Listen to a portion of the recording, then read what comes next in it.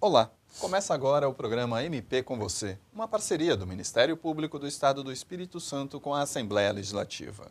O MP com você é feito para aproximar o trabalho de procuradores e promotores de justiça da sociedade capixaba. A ideia é esclarecer as dúvidas da população e mostrar na prática como é o trabalho do Ministério Público Estadual. Hoje estamos recebendo aqui nos estúdios da TV Alice a promotora de justiça Viviane Barros Partelli Piotto. Ela que responde pelo Grupo Especial de Trabalho em Execução Penal, o GTEP. E vamos começar a nossa conversa falando do Complexo Penitenciário de Viana. Olá, doutora Viviane, seja muito bem-vinda. Doutora, para a gente ter ideia, são quantas unidades dentro do Complexo de Viana? São 8 unidades prisionais. Quais são elas, doutora? Penitenciária de Segurança Máxima 2, Penitenciária de Segurança Máxima 1, Centro de Triagem de Viana, Centro de Detenção CDP-V2, que é o Centro Provisório de Viana 2, Penitenciária de Segurança Média 1. Nós temos o CDP Feminino, é o Centro de Detenção Provisória Feminino. Tem a Unidade de Saúde Prisional e temos a PAS, que é a Penitenciária Agrícola. Certo, é um bocado de coisa lá dentro daquele complexo, né? Sim. Agora, doutora, para a gente ter ideia, como é que o preso, quando ele chega aonde lá no Complexo de Viana? Quando é homem, né, ele chega no CTV, no Centro de Triagem. Por isso que é chamado Centro de Triagem, que recebe, ali o preso ele é recebido ou através de mandado de prisão cumprido ou porque foi preso em flagrante e foi encaminhado para lá. Quando é feminino, ele vai a mulher vai para o Centro de Detenção Provisória de Feminino. E o que é feito nesse centro de triagem, doutora? O interno ele é recebido, ele passa por uma assistência social, até por um atendimento médico inicial. É feito toda uma identificação criminal, identificação física, jurídica dele, se ele já teve outras passagens, etc. E é analisado, né, por que ele está ali, também é recebido ou o mandado de prisão que foi cumprido, ou também a documentação da polícia, que aí vai ver qual crime, suposto crime que ele cometeu. Sabendo-se do crime, é expedida já uma internação? Como é que funciona a partir daí, feita essa triagem? Ele passa por uma audiência? O que acontece ali, doutor? Quando o preso ele é provisório, ou seja, ele não tem nenhuma sentença condenatória ainda, ele acabou de cometer o crime, depois que ele passa por toda essa triagem, ele é encaminhado para a audiência de custódia. E lá ele vai ter inicialmente um contato com o juiz, ele vai poder falar, até se defender, dizer o que aconteceu, e o juiz vai analisar se ele se mantém a prisão dele ou se ela é relaxada ou ele é posto em liberdade provisória. É feito nesse momento. E a partir daí, sendo condenado ou já estando condenado, ele segue. Como é que é a divisão entre as unidades lá, doutor? Se o juiz da custódia entende que ele tem que a prisão deve ser mantida em caso de prisão cautelar, ele volta para o centro de triagem e dali ele entra numa fila para ele ser transferido para uma unidade adequada ao perfil dele. Se ele é provisório, ele não tem uma sentença condenatória, ele vai para um centro de detenção provisória, que pode ser em Viana, pode ser em Vila Velha, pode ser na Serra, pode ser no sul do estado, pode ser no norte. Então vai ser analisado também aonde ele reside, onde fica a família, essas situações também. No caso em sendo cumprimento de mandado de prisão, ou seja, ele já tem uma sentença condenatória.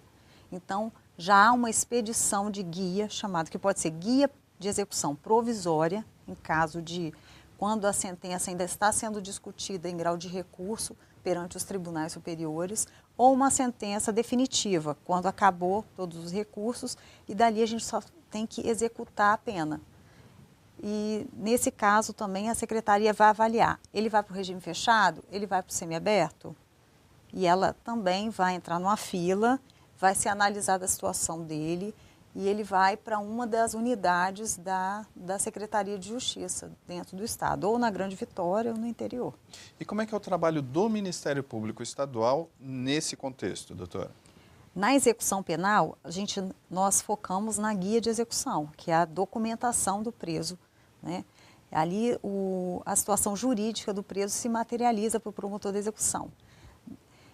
Em análise da guia, eu vou conseguir saber qual regime que ele foi condenado, em qual unidade prisional ele está alocado e quanto tempo de pena ele tem que cumprir. Se ele vai começar no fechado, se ele vai no semiaberto. Eu também tenho que analisar se o crime é hediondo, se o crime é comum. Vamos analisar o cálculo de pena, que é confeccionado, chamado atestado de pena, e ali se coloca o requisito objetivo, quanto de tempo de pena ele tem que cumprir para ele progredir de regime. E é em cima dessa documentação que o promotor da execução ele vai trabalhar, ele vai atuar. E também tem a questão da fiscalização das unidades. Tem. Como é que funciona isso? Nós atuamos, né, na área jurídica, que é essa parte documental do relação ao preso, que são as guias, e tem a parte extrajudicial, que é um acompanhamento que nós fazemos mensal e diariamente. Mensalmente nós temos que ir nas unidades, tá? Nós vamos lá, conversamos com a direção, procuramos saber quais os problemas, o que está acontecendo. Às vezes conversamos com os internos também. Então, depende mês a mês da situação. E a gente faz um acompanhamento diário. Como que é esse acompanhamento diário? Mesmo estando dentro da promotoria, por meios telefônicos, de e-mail e etc., nós recebemos informações. Por exemplo, às vezes se um preso faleceu, nos é comunicado. Se um preso está precisando de uma prisão domiciliar, nós somos comunicados. Então, várias situações. Se teve uma greve de fome, nós somos comunicados. E havendo uma situação de urgência e necessidade, nós também nos dirigimos junto à unidade prisional e acompanhamos de perto a situação que está acontecendo, para ajudar também a própria Secretaria de Justiça nesse desenrolar, né, para que as coisas saiam da melhor maneira possível. Doutora, a gente sabe que houve realmente uma melhora, né, no sistema penitenciário aqui no Espírito Santo, até porque nós tivemos aí que responder algumas denúncias internacionais. Como é que está a situação hoje da penitenciária, especificamente lá do Complexo de Viana? Olha, o Complexo de Viana, em que pese ter unidades que estão com superlotação, o que é superlotação? Eu tenho um número X de vagas, e ali, na realidade, nós temos muito mais presos do que o número de vagas. Então, a gente já fala que está superlotado. Se tem um preso a mais, já fala em superlotação, porque o ideal, né, infelizmente, no Brasil, o ideal, se nós temos 600 vagas, deveria ter só 600 presos. Mas não é que essas pessoas vão ficar de qualquer jeito. É que, na realidade, vai ser posto um colchão no chão, vão ser alocadas já de uma forma mais improvisada. Certo? Não vai faltar alimentação, não vai faltar roupa de cama, nem vestuário kit higiênico, mas já começa a ficar mais desconfortável. E para cumprir a pena com uma unidade com presos a mais, demanda mais agentes penitenciários, é toda uma logística que vai sendo alterada. Então, isso tudo é ruim. Mas, olha, o Complexo de Viana, dentro de uma realidade de Brasil, ainda a gente tem conseguido controlar um pouco isso.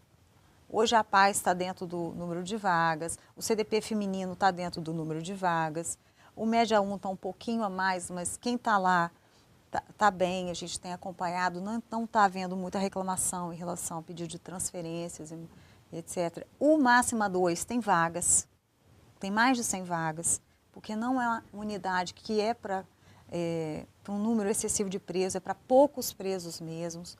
Talvez a gente fale isso mais na frente. Isso. O CTV, como é a porta de entrada, e às vezes a gente não tem como controlar o número de entrada de internos por dia, às vezes chega 20, um outro dia chega 50, no outro chega 60.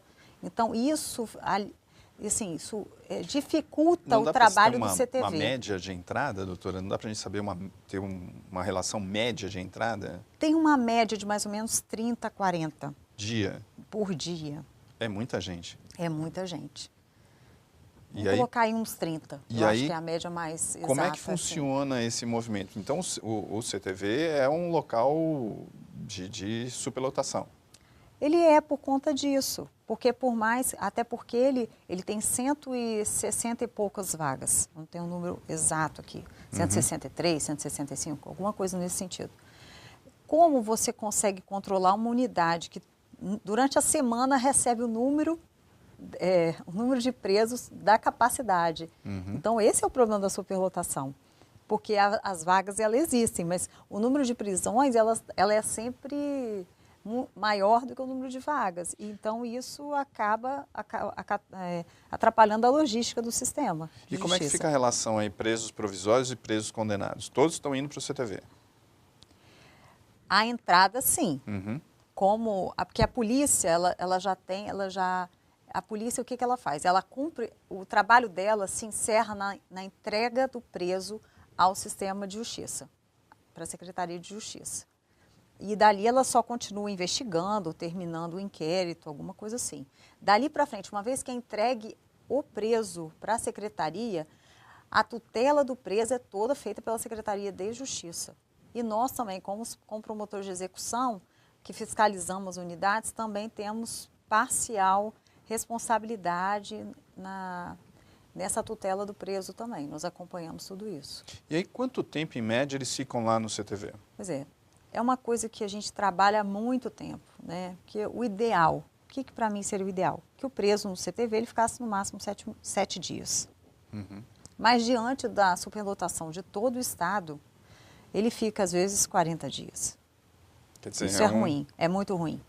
Isso é uma coisa assim que, infelizmente, não depende do Ministério Público, depende também da Secretaria, do Governo do Estado, está viabilizando mais vagas e melhorando também, agilizando mais também essas transferências.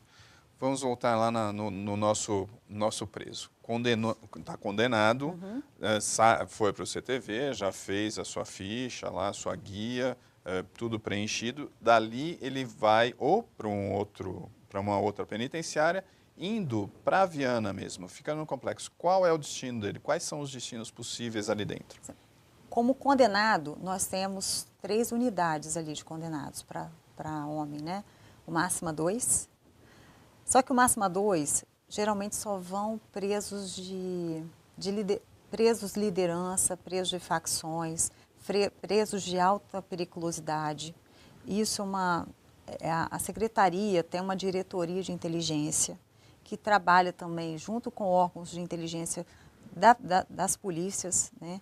Então traz essas informações de rua e então filtra. Primeiro acontece esse filtro. Então o Máxima 2 tem esse filtro. Só vão pessoas também de penas muito altas. Eu tenho no Máxima 2 preso com 250 anos de prisão para mais. Então são esses presos realmente de alta periculosidade. Presos assim, que querem fugir. De qualquer forma, eles querem fugir, porque senão eles vão viver a vida inteira cumprindo pena, né? Em que pese tem um limite ali, mas é muito tempo. Né? Que não existe possibilidade de ressocialização. Vamos entrar nessa seara ainda. A outra unidade é o Máxima 1. O Máxima 1 é o segundo escalonamento do Máxima 2. São presos também de penas altas, tem muitos presos ali no Máxima 1 que são condenados por homicídio. Então, tem penas, são crimes hediondos. E também ali, geralmente, o preso também tem uma periculosidade substancial. O Média 1, o Média 1 o Presídio de Segurança Média 1 já teve vários tipos de presos ali. Nós já tivemos homossexuais, nós já tivemos presos do artigo 200, que é do estupro, atentado violento ao pudor. São presos que têm que ficar fora da massa carcerária, porque eles vivem são presos chamados presos de seguro, porque a vida deles vive em risco. Eles acabam sendo hostilizados pelos outros. A massa carcerária, né, os outros internos de tráfico e de outros crimes, eles não aceitam o estuprador. Então, nem no sistema prisional a gente tem que ter muito cuidado com essa população. Doutora, desculpe interrompê-la, a gente tem que ir para um intervalo. Nós estamos aqui conversando com a doutora Viviane Barros Bartelli Piotto. Vou pedir licença à senhora e a você que está nos assistindo. Nós vamos para um rápido intervalo e voltamos logo mais para continuar essa nossa conversa. Você pode participar do MP com você enviando sugestões de temas que gostaria de ver aqui. Vá na página do MPS no Facebook. Participe e fique por dentro do que acontece no Ministério Público Estadual curtindo a nossa página. O endereço é facebook.com/MP Espírito Santo. No próximo bloco, a gente continua essa conversa falando da realidade do Complexo Penitenciário de Viana. Nós já voltamos.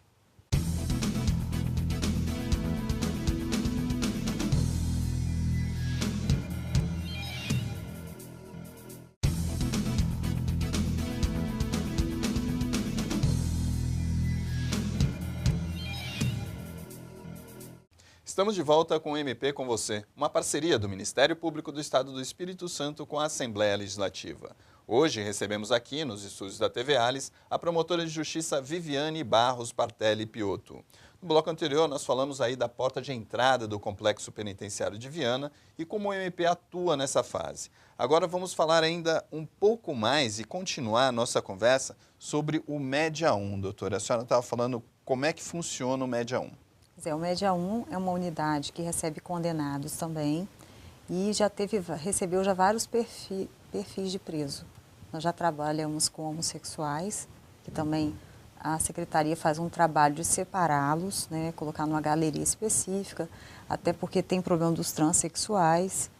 E é um tipo de preso que tem problemas e um tratamento diferenciado em relação a essa situação da sexualidade. Hoje eles não estão mais em Viana, eles estão em Xuri. E atualmente o Média 1 se tornou uma penitenciária voltada para idosos, para tentar dar um melhor tratamento à população idosa.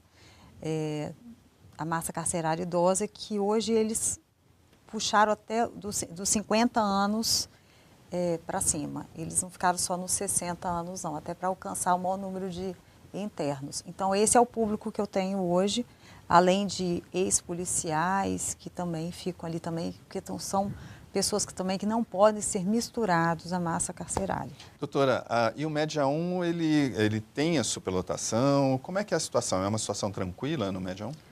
O Média 1 passou por uma reforma recentemente, então está uma unidade nova, podemos dizer que assim, nova, tendo em vista as novas instalações, né, após a reforma. E nós não temos recebido muitas reclamações em relação ao pedido de transferência, pelo contrário. Nós temos, quando eu vou nas inspeções, os presos que foram transferidos para lá têm agradecido, estão satisfeitos com o ambiente que encontraram lá. Porque é mais tranquilo, não tem tanto procedimento, porque o preso que fica no Média 1, não é aquela segurança pesada com máxima 1 e máxima 2, que se cobra tanto procedimento, tantas regras, Então, o preso que está no Média 1 atualmente, ele tem elogiado a unidade. Agora, doutora, vamos partir aí para o semiaberto. O que é exatamente o semiaberto e como é que está funcionando? O semiaberto é um regime intermediário entre o regime fechado e o regime aberto. Ele vai ser, eu falo que o semiaberto é o local que mais se prepara o preso, né? Porque o preso, um dos requisitos dentro do semiaberto é o trabalho externo. E aí é onde nós podemos realmente estar trabalhando mais a parte de ressocialização do preso. O preso, quando ele vai para o semiaberto, ele cumpre o requisito objetivo e o subjetivo exigido pela lei. Ele vai para o semiaberto e lá ele começa a ter contato com a sociedade novamente. Ele passa a ter direito à saída temporária, que são as 5 saídas no ano, 5 saídas de 7 dias. Tá? São datas fixadas pelo juízo. E ele tem o direito ao trabalho externo também. E no trabalho externo ele já começa a voltar para a sociedade, ser reintegrado, a ser trabalhado, a dignidade do preso começa a ser restaurada, que ele começa a ser uma pessoa mais útil socialmente. Ele volta, além de voltar para o mercado de trabalho, ele volta a trabalhar com pessoas, com civis normais, que não estão cumprindo pena. E ele vai trabalhar muitas vezes em empresas que estão conveniadas com a Secretaria de Justiça, ou seja, qualquer empresa que esteja lá fora, que tenha interesse na mão de obra do interno hoje. E como é que está funcionando essa ressocialização hoje, doutora? A gente tem muitas empresas, a questão da escola também, a questão da escolaridade do preso. Como é que está sendo trabalhado isso? Sim, a escola, eu acho ela mais interessante dentro do regime fechado, porque como o interno no regime fechado, ele não sai, né? Ele fica totalmente recolhido, é sempre a sociedade que entra, é a família que vai ao encontro dele, é a sociedade que entra dentro do estabelecimento, ele não pode sair em nenhuma hipótese. Então, a escola é a melhor ferramenta hoje dentro do regime fechado. Quase todas as unidades de fechado oferecem vagas de escola para o interno. E o interessante é que, dentro do sistema prisional, como o preso está lá ocioso, ele se obriga a estudar. Ele quer essa vaga de estudo, o que ele não quer lá fora. Então, muitos internos que não sabem assinar, não sabem ler, eles conseguem terminar o primeiro grau e, às vezes, até o segundo grau. A gente tem casos de muitos internos fazendo o Enem, até passando em faculdades. Muito interessante isso. Isso é uma vitória dentro do sistema prisional. A Secretaria de Justiça do Estado do Espírito Santo, nesse ponto, ela está de parabéns, que ela tem tentado avançar ao máximo na questão da escolaridade dentro do sistema prisional e também no número de vagas de trabalho externo. Começou muito pequeno e hoje eu não tenho o número exato, mas eu acredito que nós já temos umas 4.000 vagas de trabalho, que é muito bacana. Poxa, a gente está falando aí 4.000 vagas, para qual número, qual a proporção aí de presos aí no semiaberto que poderiam optar por essas vagas? Pois é, hoje em dia, assim, é quase toda a massa carcerária assim, do semiaberto que consegue alcançar essas vagas. E eles estão partindo para isso, doutora? Sim, só que sim, a questão é que o preso ele tem que passar para uma CTC, que é tipo uma classificação, que a unidade analisa a situação, se ele está pronto para ir para a rua, se ele não vai fugir, se ele não vai evadir. Faz parte até de uma forma do sistema de justiça tentar proteger aquele interno que já alcançou tanto, né, já está ali tanto tempo cumprindo pena, talvez naquele exato momento não está na hora dele sair. Então ele espera mais um pouco, é trabalhado de uma outra forma dentro do sistema semiaberto, do regime semiaberto, para depois ser colocado nas vagas de trabalho e sair para o trabalho externo. Doutora, com esse olhar lá de quem trabalha no grupo de execução penal, qual a mensagem que a senhora poderia deixar para a sociedade capixaba que está nos assistindo em relação a essa questão dos presos aqui no Espírito Santo? Que dentro de uma realidade do sistema prisional, eu acho que o Espírito Santo avançou muito. A gente tem muito que avançar, lógico. Quanto mais a gente puder estar trabalhando a ociosidade, tirar a ociosidade do preso, eu acho que vai ser sempre um avanço nessa parte da ressocialização dos internos. Infelizmente, nós temos ainda muito mais presos do que vagas, tá? Mas dentro da realidade de país, eu acho que a gente pode acreditar nesse sistema e continuar investindo. Eu acredito que a gente tem alcançado algumas vitórias em relação à reincidência, em relação a fazer com que esse preso ele consiga reconstruir a vida dele. Tá certo. Nós encerramos aqui essa edição do programa MP com você, uma parceria do Ministério Público do Estado do Espírito Santo com a Assembleia Legislativa, por meio da TV Alis. A nossa entrevistada de hoje foi a promotora de justiça Viviane Barros Partelli Piotto. Muito obrigado pela presença aqui nos estúdios da TV Alis, doutora. Obrigada a vocês pela oportunidade. Nós ficamos por aqui e você pode sugerir temas para o programa enviando um e-mail para imprensa@mps.mp.br. Para ficar por dentro do nosso trabalho, é só curtir a nossa página no Facebook. Acesse facebook.com/MP Espírito Santo. Visite também o nosso site mps.mp.br e veja quais as principais ações envolvidas pela instituição.